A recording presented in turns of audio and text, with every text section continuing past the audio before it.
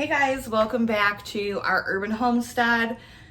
Today I am going to be canning something. I've never tried this before. I had 3 pounds of like sliced deli ham in my freezer, and I'm trying to organize the freezer, make room for the garden that will hopefully be coming in soon.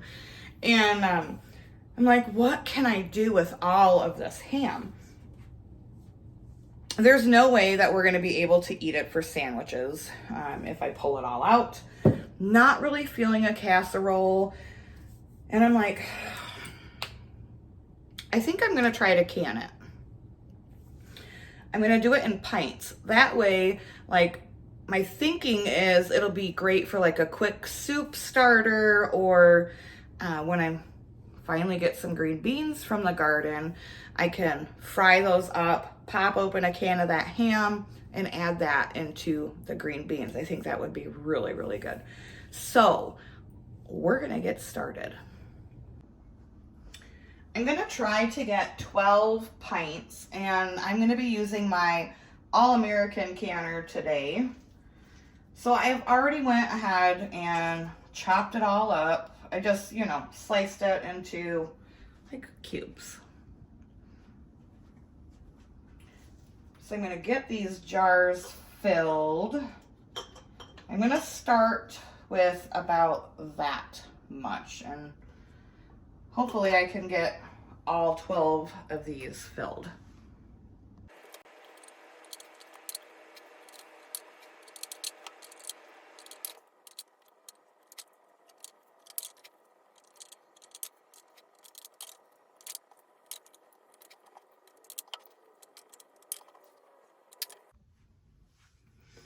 Now that the jars have the meat in them, we're gonna top it with water. I'm choosing to do water instead of broth. This is already going to be salty enough, and I think broth would just not be good. So, oops, I'm keeping it simple.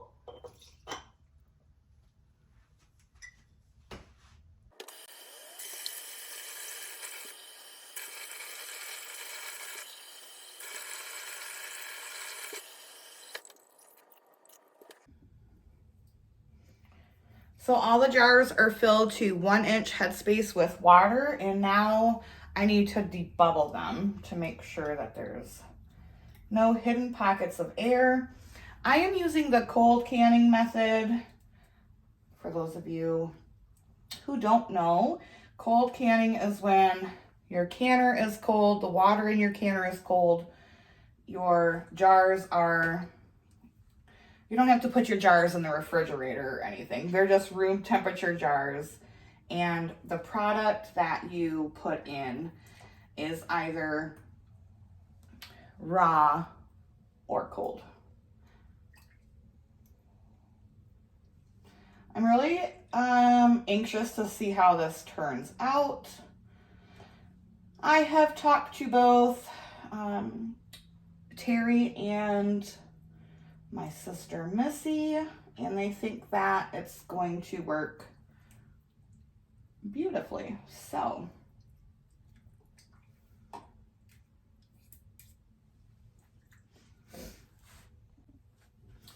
now that I have debubbled, there are some jars that need just a little bit topping up. You want to the 1-inch headspace. So that's this bottom lip here on the jar. There are a couple that need like this. Needs filled up just a scotch.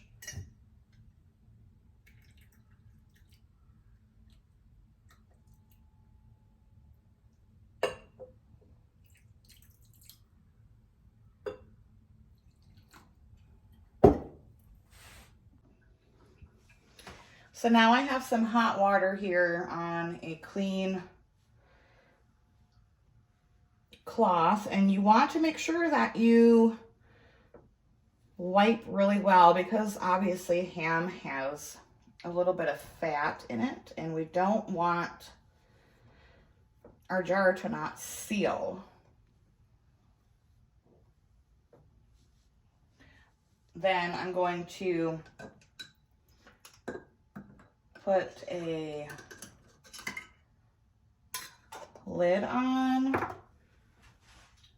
a ring, and only fingertip tight on the ring. So just as much as your fingers can tighten. Don't crank down on it.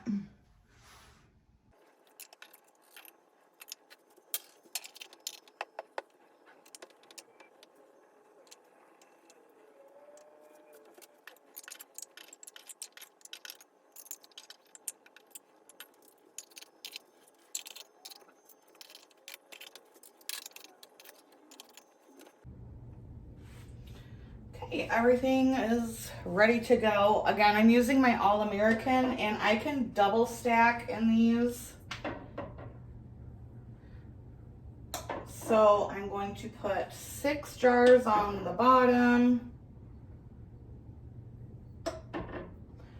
and then another rack,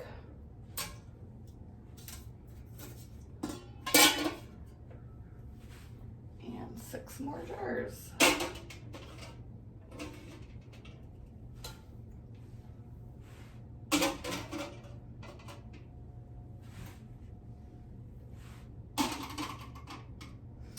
If you've never used an All-American canner before, it does not have a gasket. So we need to lube up the, I guess that's probably not a good word, but I just take a little bit of olive oil and go around the rim of the canner. And on this inside bevel here. Not a lot, just like a, light coating.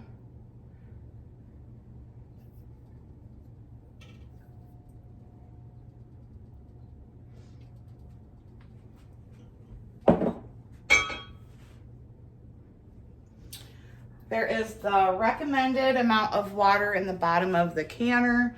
Every canner is different, so check your manufacturer's directions.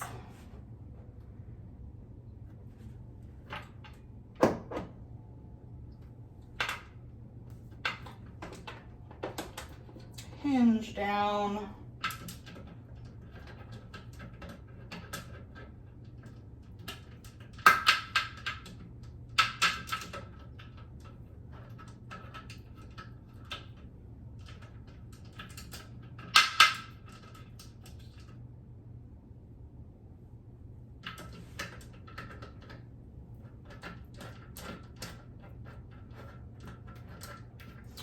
I'm very excited to see how this turns out.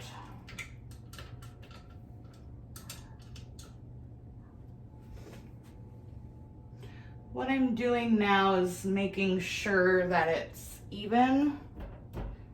I need to get like a level. That's what I think I'm going to do, is pull a level out of the toolbox and put it here just to make sure.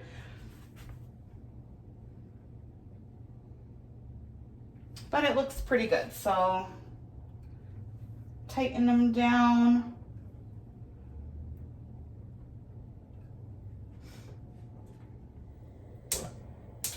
Turn on the heat.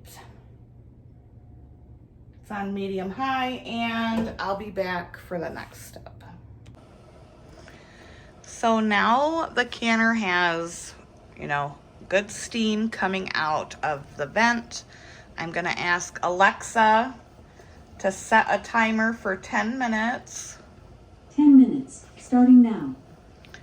Once that goes off, I am going to put my weight on at 10 pounds per pressure because that's my elevation I need. Do research on what your recommended pound per pressure is. And then these are gonna process for 75 minutes. If you were doing quarts, it would be 90. Venting the canner is a very important step in process in canning. What that does is it allows all of the air that's inside of the canner to get pushed out. That way the vacuum can create that vacuum suction and seal the jar properly. So please don't skip that step, you guys. So it is the next morning, and here's what they look like in the jar. I had a bunch of siphoning from this jar when I was taking them out of the canner, so I decided to open it and give it a taste. And you guys, it's really, really good. It tastes kind of like bacon almost. So I'm glad that I tried something new.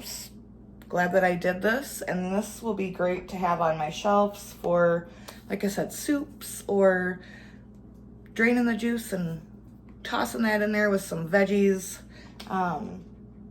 Yeah, so it worked. I'm super pleased with the result, and now I know that that meat is not going to go to waste, and it can be on my pantry shelf.